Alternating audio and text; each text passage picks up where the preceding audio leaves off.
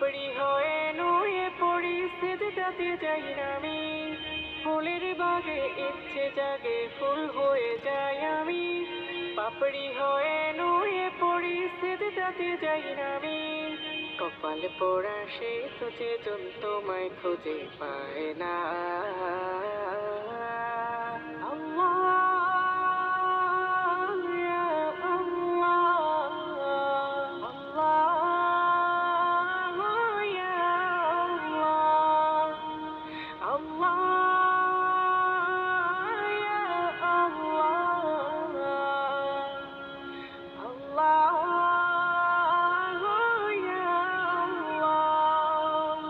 মেঘের ডানায় জলের কণা যখন ঝরে পড়ে, ফোটায় ফোটায় হৃদয় তখন তোমারই নাম স্মরে। মেঘের ডানায় জলের কণা যখন ঝরে পড়ে, ফোটায় ফোটায় হৃদয় তখন তোমারই নাম স্মরে। তুমি নাখোশ হবে এমন গান যেন মন গায় না।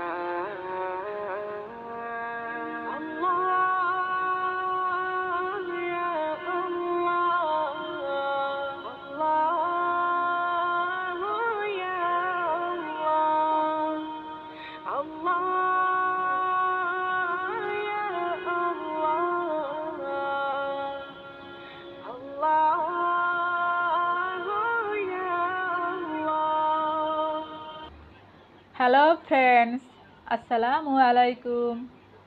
কেমন আছেন সবাই? আই হোপ যে যেখানেই থাকেন না কেন সবাই অনেক অনেক ভালো আছেন, আর আমরাও বেশ ভালো আছি আলহামদুলিল্লাহ। মহান প্রভুর শানে একটি গজল শুনতে শুনতে আমরা নাস্তা তৈরি করে নিচ্ছি। গৃহিণীদের তো প্রতিদিনকার একই কাজ, রাত পোহালেই শুরু হয় একই রকমের দৈনন্দিন কাজ। ঘুম থেকে উঠে নাস্তা তৈরি, তারপরে দুপুরের খাবার তৈরি, তারপরে রাতের খাবার, এর ফাঁকে ফাঁকে সংসারের নানা ধরনের কাজকর্ম, বাচ্চাদের দেখাশোনা, এভাবেই কেটে যায় আমাদের প্রতিদিনের কাজকর্ম।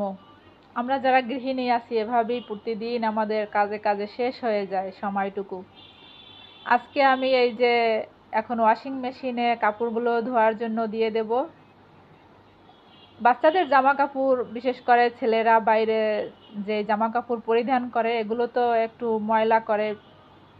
অনেক সময় ময়লা এতটাই হয়ে যায় যে দাগ বসে যায় একেবারে।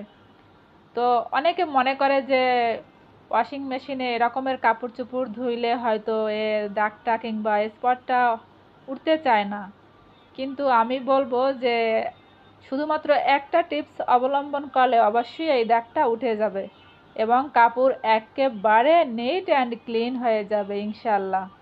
এই যে প্রথমে আমি যে হাতা দুটো, তারপরে কলারে বা যে জায়গাতে বেশি বেশি স্পট হয়ে গেছে, দাগ পড়ে গেছে, সেই জায়গাতে আমি ডিটারজেন্ট পাউডার কিছুটা পানি দিয়ে একটু আলতো হাতে ঘষে নিয়েছি এবং বেশ কিছু ডিটারজেন্ট পাউডার সমস্ত কাপড়ের ভিতরে অ্যাড করে তারপরে মাখিয়ে রেখেছি আলতো হাতে।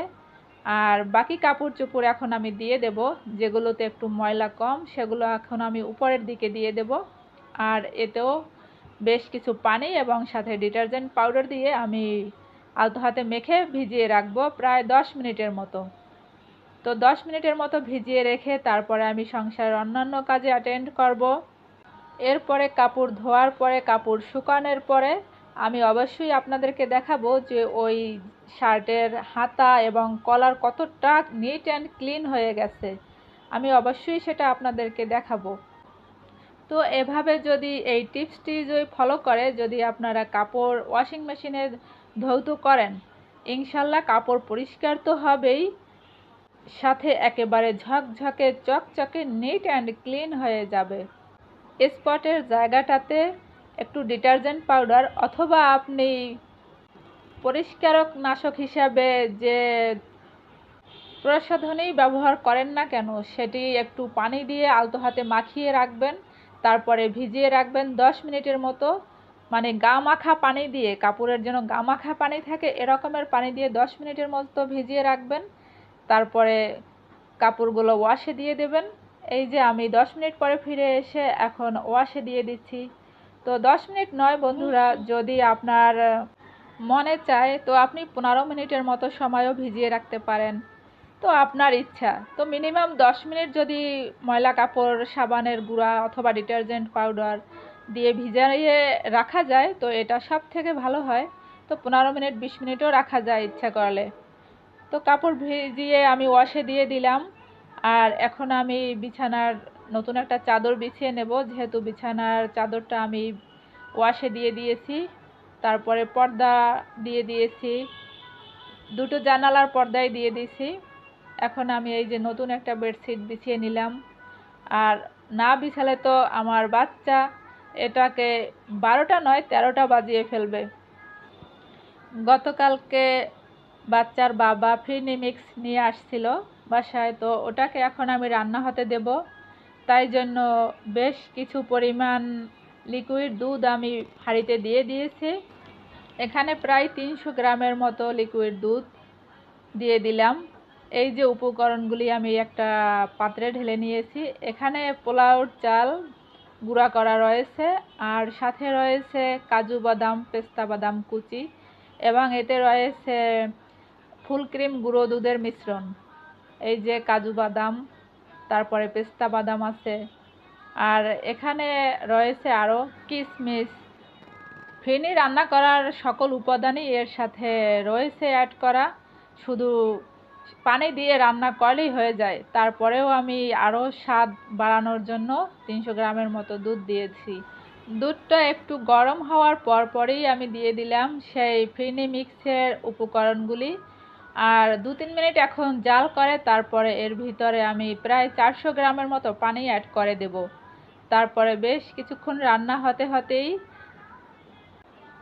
ফাইনালি আমার তৈরি হয়ে যাবে ফিরনি, মুখরোচক ফিরনি আমার তৈরি হয়ে যাবে।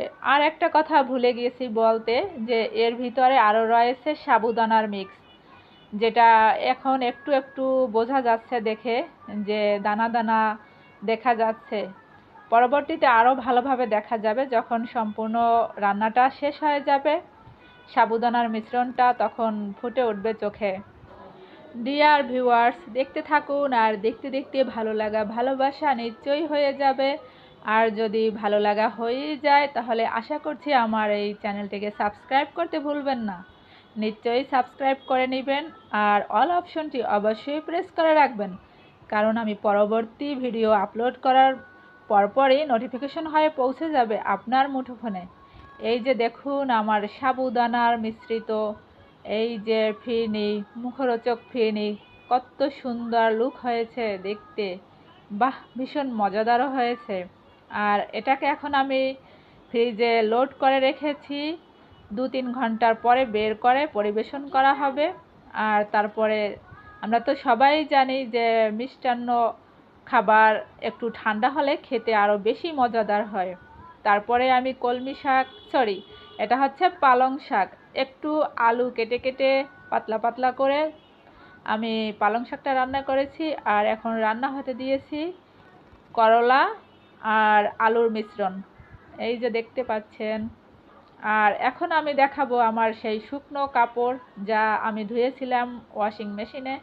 এই যে হাতা দেখা যাচ্ছে কতটা ক্লিন হয়ে গেছে। এই যে আরেকটি হাতা দেখাচ্ছি। আমার দেখাতে একটু প্রবলেম হয়েছে, কারণ এটা তো সবাই বোঝেন যে এক হাতে ক্যামেরা ধরে অন্য হাত দিয়ে দেখানোটা একটু মুশকিল। যাক, অনেক নিট অ্যান্ড ক্লিন হয়ে গেছে। আশা করি এই টিপসটি ফলো করলে আপনার কাপড়ও নিট অ্যান্ড ক্লিন হবে, আরও হবে ঝকঝকে চকচকে। দুপুরে লাঞ্চ শেষ করার পরে আমরা শেষ বিকেলে একটু বেরোলাম বাইরে। এই যে ইয়ং জেনারেশন ফুটবল খেলছে, আর পায়ের দাপটে বলটি চলে গিয়েছে মাঠের বাইরে রাস্তার উপরে, আর সেখান থেকে তারা আবারও কুড়িয়ে এনে খেলা স্টার্ট করে দিল। আর আমরা দেখতে দেখতে আবার মেন রোডে চলে এসেছি। এই যে কত সুন্দর ফুল গাছ রয়েছে পাশে, এই যে কলা বিক্রি করছে দোকানদার, অনেক দোকান এখনো বন্ধ রয়েছে।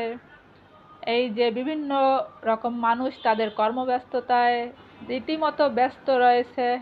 হ্যাঁ ডিয়ার ভিউয়ার্স, আপনার কাছে একটি ছোট্ট আবেদন, যদি আপনার ভিডিওটি একটুখানিও ভালো লেগে থাকে আপনি ছোট্ট একটি লাইক দিতে পারেন আমার ভিডিওতে। অবশ্যই লাইকটি দিতে একটুও কার্পণ্যতা করবেন না প্লিজ। আর এই পর্যন্ত আমার সাথে থাকার জন্য আপনাকে অসংখ্য অসংখ্য ধন্যবাদ। আজ আর নয় বন্ধুরা, আজকের মতো আমি এখানেই বিদায় নেব। আবার দেখা হবে নতুন দিনে নতুন কোনো ভিডিওতে। সেই পর্যন্ত সবাই অনেক অনেক ভালো থাকবেন, সুস্থ থাকবেন, সহি সালামতে থাকবেন। আর আমাদের জন্যও দোয়া করিয়েন কিন্তু। আর সেই সাথে সবার নেক হায়াত এবং দীর্ঘায়ু কামনা করছি। আর এই শরতের রঙিন রঙিন ফুলের শুভেচ্ছা বিলিয়ে দিয়ে আজকের মতো আল্লাহ হাফেজ, আসসালামু আলাইকুম। জীবনে বসন্ত এসেছে, ফুলে ফুলে ভরে গেছে মন। ও বান্ধবী অনামিকা, তোমাকে